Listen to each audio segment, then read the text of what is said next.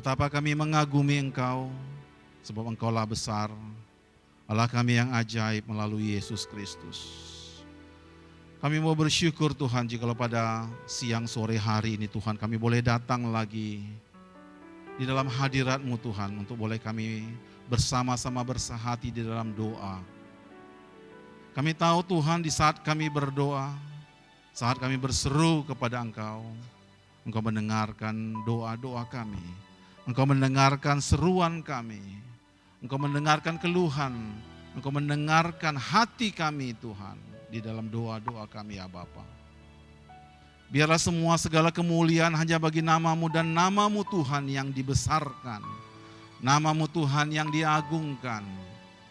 Hanya nama-Mu Tuhan yang berkuasa mengubahkan yang tidak ada menjadi ada, yang tidak mungkin, yang mustahil menjadi mungkin di hadapan Tuhan. Dan inilah iman percaya kami Tuhan. Saat kami datang berdoa, saat kami datang untuk boleh mendengarkan lagi arah firman-Mu Tuhan. Kami buka hati kami. Kami rindu Tuhan, Engkau yang berbicara Tuhan kepada umat-Mu di tempat ini. Kau berbicara melalui firman-Mu Tuhan. Menguatkan dan meneguhkan kami. Untuk kami mulai mempersiapkan hati yang berdoa. Di dalam nama Tuhan Yesus kami ucap syukur dan berdoa. Haleluya. Amin. Amin. Salam Bapak Ibu Saudara yang terkasih. Segala puji syukur hanya bagi nama Tuhan. Kalau pada siang hari ini kita boleh bersama-sama lagi datang untuk bersahati, bersepakat di dalam doa-doa kita. Saya percaya apa yang kita doakan, apa yang kita serukan kepada Tuhan, maka Tuhan akan menjawab dan memberikan yang terbaik bagi kita. Nanti ada topik-topik doa yang akan disampaikan melalui slide, namun sebelumnya kita akan membuka firman Tuhan dan renungan sebelum kita masuk ke dalam doa. Bapak Ibu Saudara yang terkasih, di dalam bulan yang lalu, di dalam pertemuan pelayan doa, di dalam pertemuan pelayanan doa, yaitu khusus pelayan-pelayan pendoa, saya menyampaikan satu pertanyaan. Pertanyaannya adalah, siapakah sebenarnya yang membawa jemaat, yang membawa saudara datang kepada Tuhan, atau datang untuk beribadah, atau datang untuk berdoa? Siapakah sebenarnya yang mengubahkan hidup kita, hati kita dan pikiran kita menjadi baru? Lalu sebagian mengatakan bahwasanya yang mengubahkan orang dan membawa saya datang kepada Tuhan adalah pekerjaan Roh Kudus. Pekerjaan Roh Kudus, pekerjaan Roh Tuhan yang bekerja melalui hati kita masing-masing. Roh Kuduslah yang bekerja membuat kita hari ini mengenal Dia dengan benar. Amin, saudara? Amin. Roh Kuduslah, Roh Tuhanlah yang membawa kita hadir di tempat ini. Kalau kita datang beribadah, kita datang ke tempat ini oleh karena diajak orang ataupun diumumkan. Hati kita masih setengah hati. Karena kita datang melihat manusia. Melihat apa yang di depan kita. Tetapi kalau Roh Kudus, hati saudara rindu datang beribadah, datang berdoa, oleh karena digerakkan oleh Tuhan, itu membuat persekutuan kita, doa-doa kita menjadi doa-doa yang bergairah dan bersemangat. Amin saudara. Itu yang menggairah mengapa hidup kita ini menjadi hidup yang baru setiap hari. Sehingga kita semangat melihat apa yang akan kita jalani di depan ini. Kita tidak khawatir dan tidak ragu.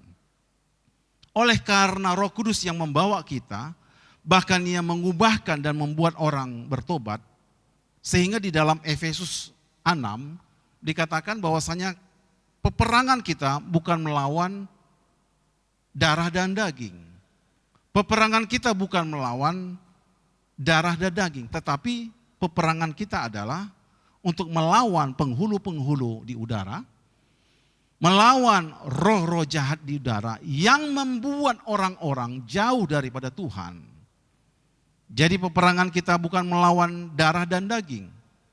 Bukan karena kekuatan saudara untuk berbicara, kehebatan kita, komunikasi kita yang begitu hebat. Tetapi karena kuasa Allah menjamah hidup saya.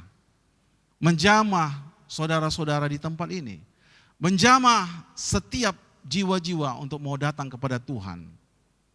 Itu yang membuat orang-orang tekun di dalam Tuhan. Efesus 6 dikatakan, akhirnya hendaklah kamu kuat di dalam Tuhan, di dalam kekuatan kuasa-Nya. Kenakanlah seluruh perlengkapan senjata Allah supaya kamu dapat bertahan melawan tipu muslihat iblis.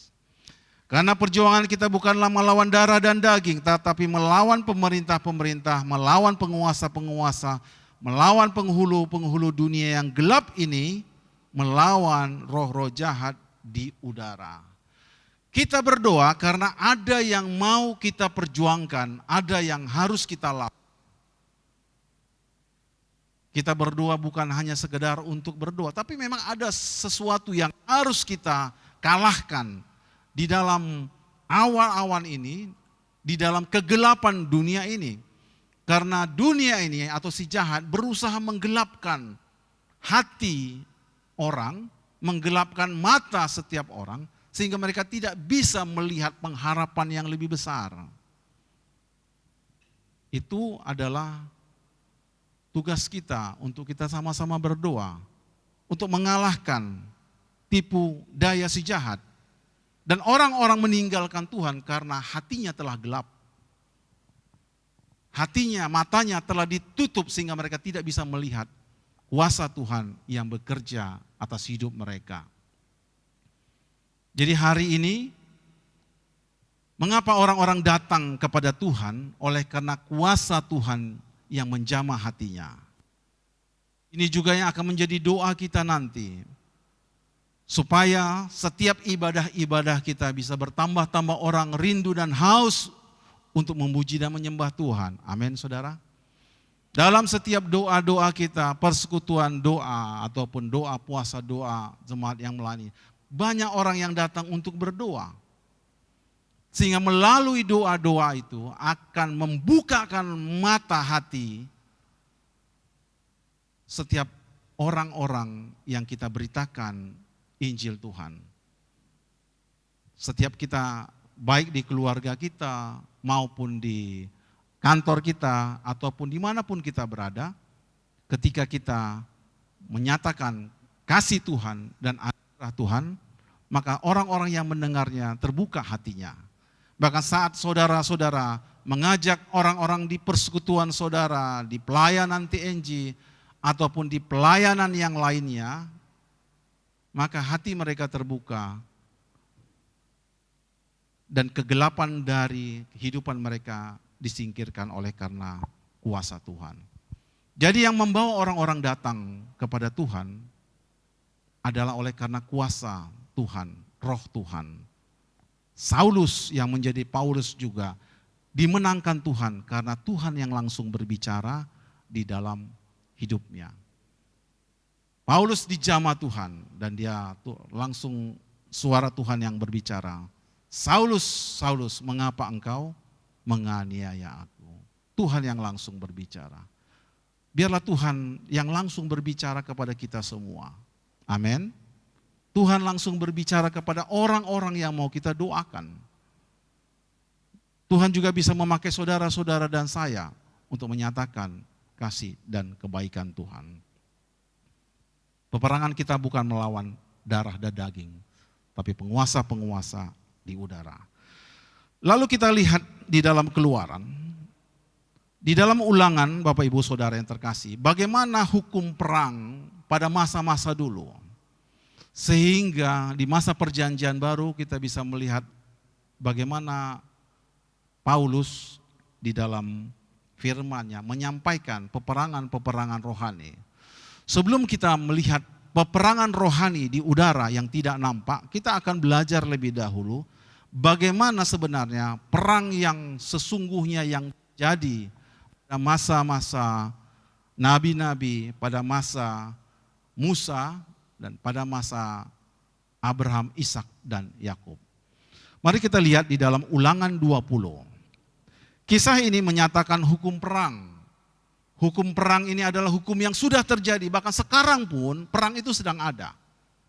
Perang antara Rusia dengan Ukraina, perang antara etnis di Timur Tengah, perang antara Israel dan Palestina di jalur Gaza. Dan dalam peperangan itu akan ada korban-korban dan perang itu sedang terjadi. Dalam Ulangan 20, saya bacakan kepada kita semua. Ulangan 20, ini yang Tuhan katakan ketika maju di dalam peperangan kepada umat Tuhan, yaitu umat Israel. Ya, ketika Tuhan katakan inilah hukum perang yang harus kau lakukan sebelum engkau maju untuk berperang.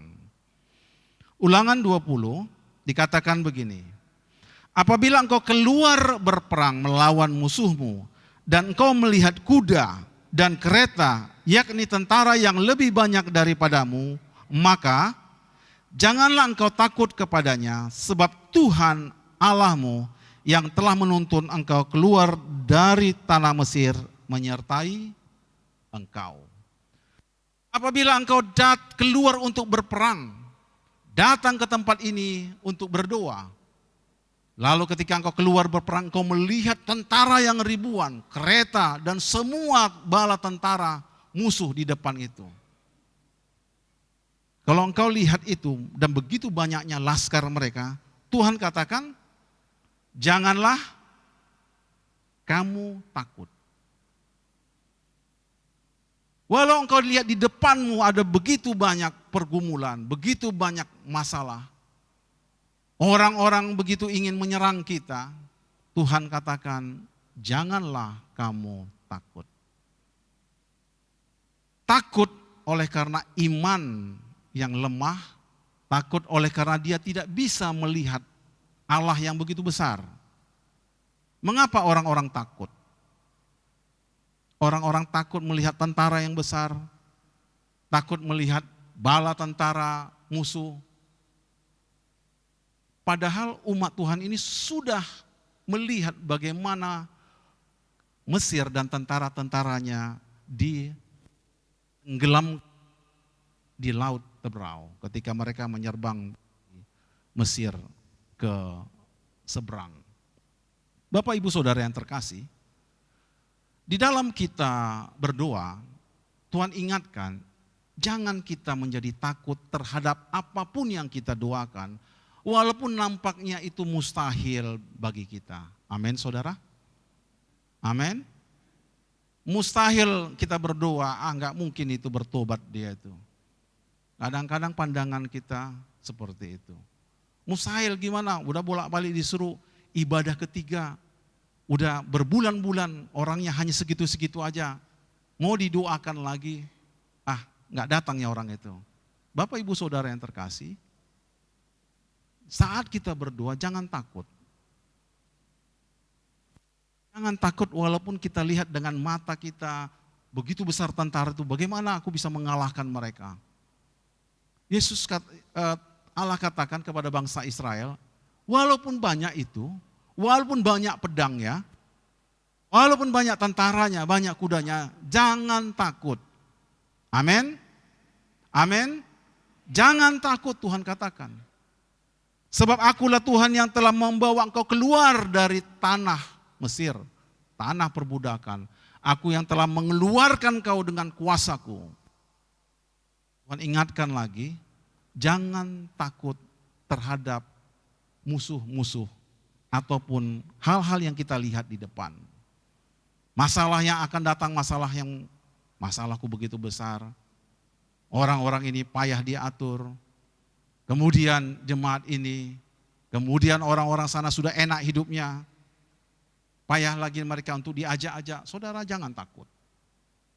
Sebab Tuhan yang telah menuntun saudara dan saya keluar dari tanah Mesir, dari tanah perbudakan, sampai hari ini Kita ada di tempat ini oleh karena kuasa Tuhan menyertai kita. Amin, saudara. Jangan takut.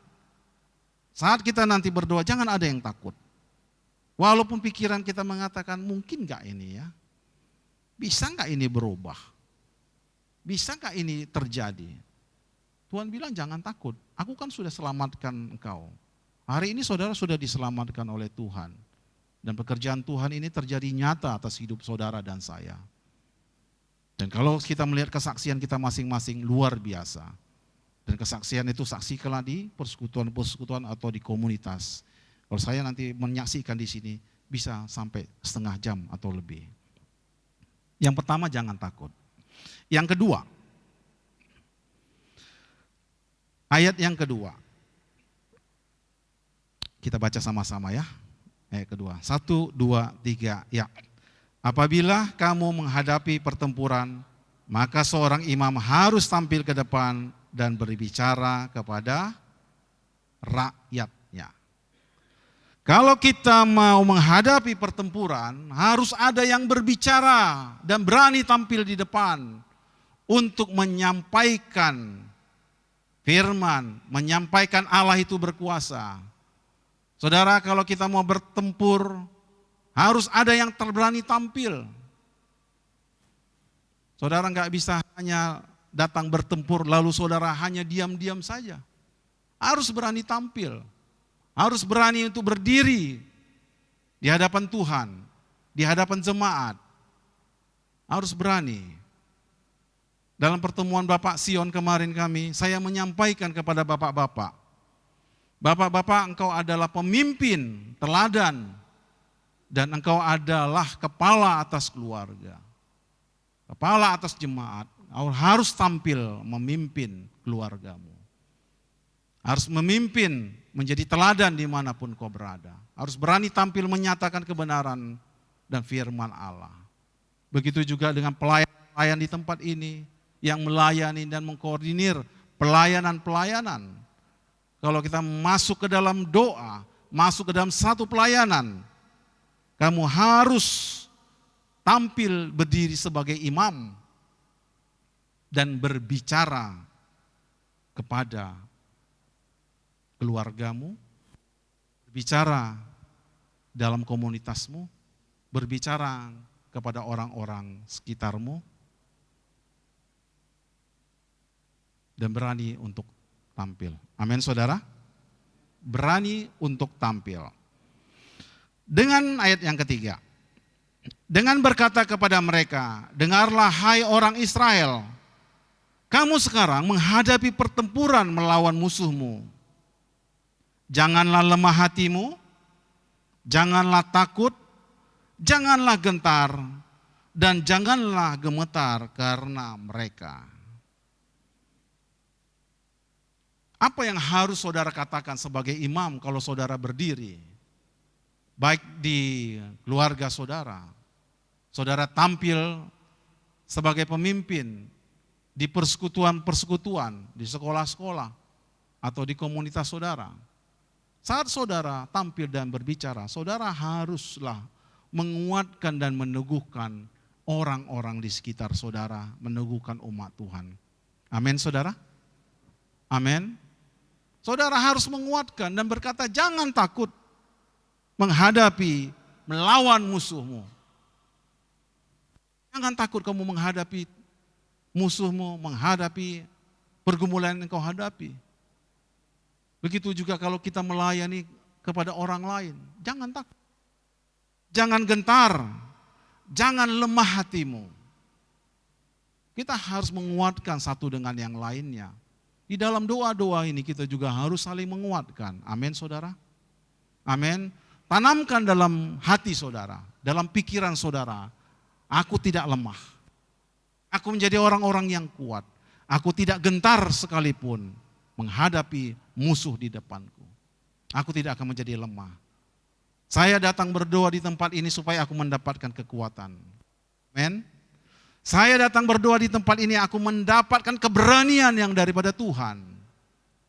Saya datang ke tempat ini supaya hatiku kuat dan aku tidak gemetar menghadapi apapun di depan ini. Saudara harus menguatkan diri saudara, menguatkan hati saudara. Sehingga saat kita nanti datang berdoa, saudara mempunyai satu keberanian bahwasanya apapun musuh yang berada di depanku, aku harus hadapi. Aku harus hadapi karena hatiku kuat. Aku tidak lemah. Aku tidak gentar terhadap apapun. Amin, saudara. Tanamkan itu dalam diri kita. Dan katakan dalam diri kita, aku tidak takut, aku jadi orang-orang yang berani. Aku orang-orang yang kuat di dalam Tuhan. Saat aku menaikkan doaku, menaikkan pujian penyembahannya, aku menjadi kuat di dalam Engkau Tuhan, di dalam nama Yesus. Saudara harus mengalami satu persekutuan yang indah di dalam Tuhan. Dan aku tidak gemetar karena persoalan yang aku hadapi, karena musuh yang kuhadapi, karena tentara yang begitu besar, dan kereta-kereta yang begitu besar, aku tidak akan gemetar sekalipun. Aku akan terus melangkah, terus berjalan. Amin, saudara? Amin. Itulah yang harus kita sampaikan ketika kita tampil menjadi pendoa-pendoa, menjadi saksi-saksi Tuhan. Kita tidak gemetar ketika kita berdiri. Ketika saudara menyampaikan firman di persekutuan, di komunitas, kita tidak gemetar, kita tidak takut. Karena kita sudah dikuatkan oleh kuasa Tuhan. Amin, saudara. Yang selanjutnya, ini intinya, ayat yang keempat. Kita baca bersama-sama. Ya, kita baca bersama-sama, Ulangan 20 ayat 4. 1, 2, 3, ya. Sebab Tuhan Allahmu, Dialah yang berjalan menyertai kamu untuk berperang bagimu melawan musuhmu dengan maksud, haleluya, segala pujian hanya bagi nama Tuhan. Segala kemuliaan hanya bagi nama Tuhan. Dialah Allah yang menyertai engkau. Bapak Ibu Saudara yang terkasih, ketika firman Tuhan ini saya dapatkan luar biasa pekerjaan Tuhan. Dia yang menyertai engkau, Dia yang berperang melawan segala pergumulan, melawan segala musuh-musuh kita dengan maksud memberikan kemenangan kepadamu. Bapak Ibu Saudara yang terkasih, kalau saudara tidak bisa melihat kemenangan yang Tuhan berikan, maka hari ini kita berdoa, Tuhan celikkan mataku Tuhan. Bukakan mataku Tuhan supaya aku bisa melihat. Hari ini aku datang berdoa, Tuhan menyertai aku dengan maksud Tuhan yang memberikan kemenangan kepadaku. Amin, saudara. Amin. Hari ini kita datang berdoa, saudara harus mengerti bahwasanya Tuhan ingin bermaksud memberikan kemenangan kepada saudara pribadi, lepas pribadi. Sehingga kita bukan menjadi orang-orang yang kalah, yang begitu gampang untuk menyerah. Karena kemenangan sudah Tuhan berikan. Tuhan bermaksud memberikan kemenangan. Dia tidak pernah memberikan kita kekalahan. Tidak Dia membiarkan kita berjalan sendiri. Tidak akan membuat kita menjadi lemah. Tapi Dia memberikan kita kemenangan karena Dia menyertai kita. Dia menuntun hidup kita. Dia membukakan mata hati kita yang gelap ini kepada terang Tuhan. Dan Dia mengalahkan musuh-musuh kita. Amin, saudara. Peperangan kita bukan melawan darah dan daging, tapi penguasa-penguasa di udara. Saya perlu datang untuk berdoa peperangan rohani. Saudara datang ke tempat ini untuk berdoa dalam peperangan rohani, supaya kita bisa mengalahkan musuh-musuh kita, yaitu musuh-musuh yang membuat kegelapan atas orang keluarga kita yang masih banyak meninggalkan Tuhan. Orang-orang di sekeliling kita yang masih tidak percaya kepada Kristus. Orang-orang di sekitar kita yang dulunya rajin untuk berdoa, rajin untuk beribadah, tambah hari tambah mundur, kita perlu doakan supaya Tuhan menjamah hidupnya, supaya kegelapan dalam dirinya bisa kita singkirkan, sehingga dia datang kembali kepada Tuhan dan melihat kemuliaan Tuhan dalam dirinya. Amin saudaraku. Amin. Jadi maksud penyertaan, maksud daripada semuanya itu adalah memberikan engkau kemenangan. Hari ini kita akan berdoa. Ada beberapa topik doa. Dan saat kita menaikkan doa-doa kita adalah bertujuan Tuhan menyertai dan memberikan saudara-saudara kemenangan demi kemenangan. Amin saudara. Amin. Dia akan memberikan kemenangan bagi saudara. Itu yang membuat hati kita berglori. Itu yang membuat kita, mengapa kita harus datang berdoa. Karena Tuhan sudah menyiapkan kemenangan demi kemenangan kepada kita umatnya. Untuk kita boleh mengalahkan kuasa-kuasa kegelapan, penghulu-penghulu di udara, orang-orang yang memberontak hatinya, orang-orang yang sakit hidupnya, orang-orang yang mengalami pergumulan dalam hidupnya, dengan doa mereka mengalami pemulihan di dalam Yesus. Amin saudara. Amin. Kita boleh mengalami pemulihan dimulai dari kita. Hari ini kita akan menaikkan doa kita kepada Tuhan. Ada beberapa yang menjadi topik doa kita pada hari ini yang perlu kita naikkan sehubungan dengan pelayanan yang Tuhan percayakan atas jemaat Tuhan di tempat ini. Ada di slide-nya ya. Yang pertama kita berdoa untuk bakti sosial pengabdian masyarakat. Pelayanan Bapak Sion, Ibu Ewe sudah mempersiapkan supaya boleh menjadi berkat dimanapun mereka berada.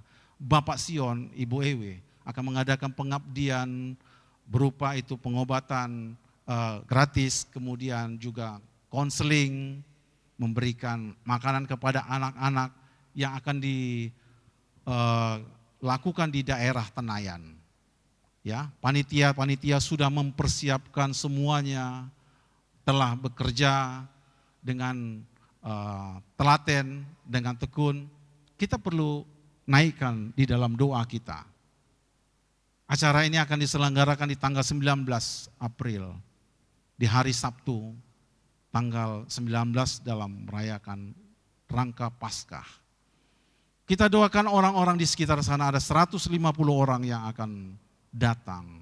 Kita doakan orang-orang di sekitar Tenayan, Jalan Badak ya, supaya mereka juga boleh menerima dan merasakan kasih Kristus melalui jemaat Tuhan yang melayani di sana. Amin saudara. Kita juga berdoa dana bisa dicukupi dengan baik, cuaca juga cerah, dan semuanya berlangsung dengan baik. Dan semuanya dipersiapkan dengan baik, dengan hati yang rindu, hati yang haus. Supaya melalui pelayanan ini, banyak orang melihat kasih Kristus melalui Bapak Sion dan pelayanan IBW, pelayanan-pelayanan lain. Yang kedua kita akan berdoa untuk Paskah bersama anak-anak TNG yang akan diadakan di tanggal 26 April. Kita berdoa supaya setiap anak-anak mahasiswa maupun pelajar boleh merasakan kasih Kristus, kayu salib. Sebab Kristus telah menjadi tebusan bagi setiap orang. Kita berdoa untuk anak-anak TNG, untuk semua panitia yang sudah mempersiapkannya. Kita dukung dalam doa anak-anak TNG, para panitia, pelayanan mahasiswa, pelayanan di pelajar, Bapak Ibu Saudara yang terkasih. Hati mereka rindu supaya banyak juga para siswa dan mahasiswa boleh mengenal Kristus melalui Paskah ini, perayaan Paskah ini. Kemudian kita juga berdoa yang ketiga untuk ketua persekutuan dan istri agar berapi-api mereka bersemangat untuk melayani Tuhan, karena Tuhan sudah mempercayakan mereka memimpin di dalam satu persekutuan di tiap-tiap wilayah. Ada banyak pergumulan yang dihadapi oleh ketua-ketua persekutuan, baik internal di dalam keluarganya maupun dari luar. berdoa untuk para ketua persekutuan, para istri, juga kepada gembala jemaat yang Tuhan percayakan untuk mengayomi dan menggembalakan jemaat melalui ketua-ketua persekutuan. Kemudian kita juga akan berdoa untuk ibadah minggu ketiga, agar banyak jiwa dan jemaat baru yang hadir di ibadah ketiga di minggu sore.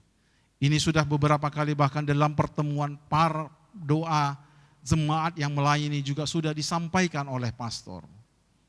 Supaya kita terus untuk berdoa, supaya karena ibadah yang ketiga itu bukanlah ibadah untuk cadangan, tetapi itu diadakan supaya orang yang tidak datang, itu tidak bisa di ibadah pagi, dia datang di ibadah yang ketiga.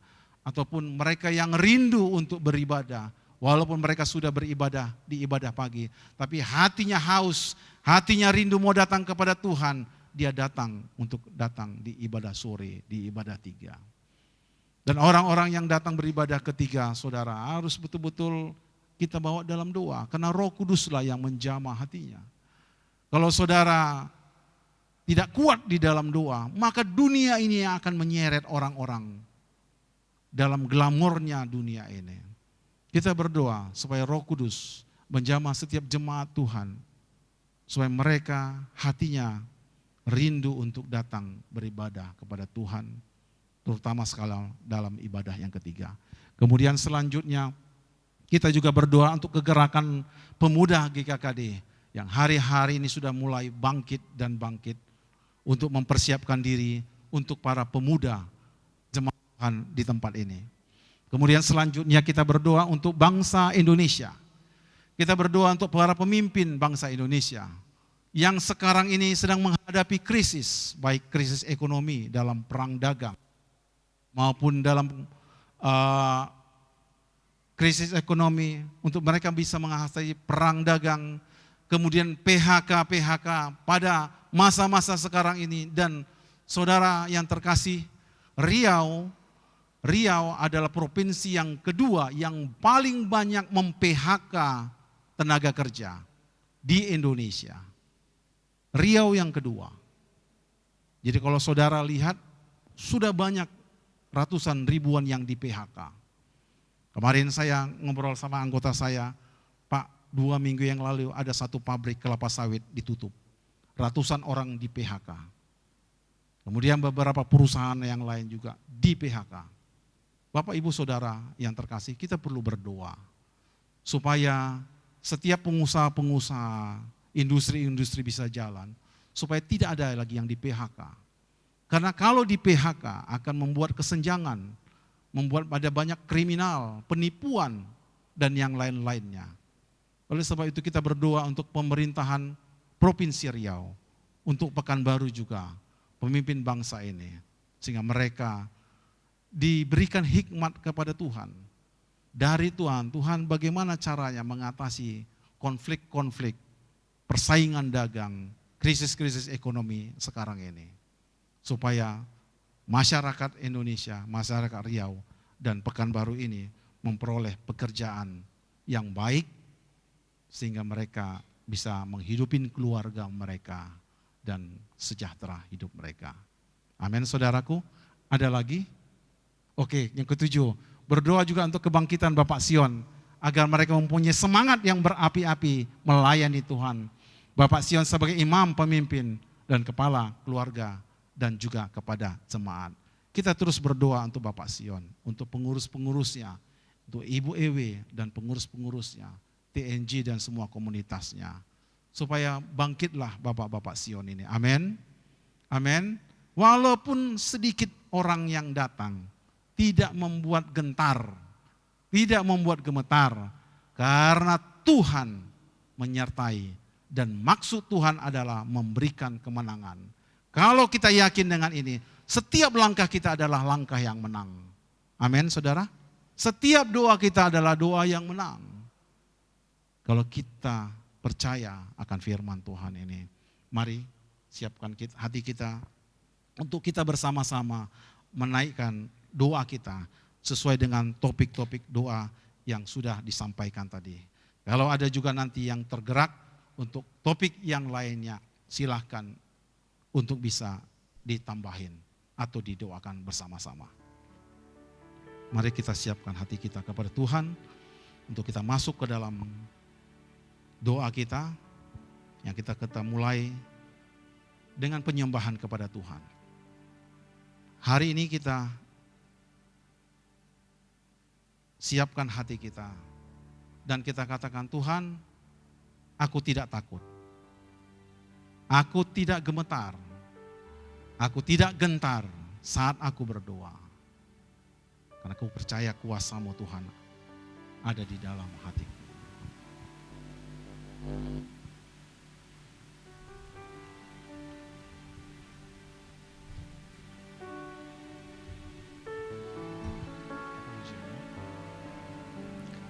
Kekuatan di jiwaku, Amin Tuhan. ketenangan di batinku, Mari kita bangkit berdiri Bapak Ibu, biar gerak kakinya. ada dalam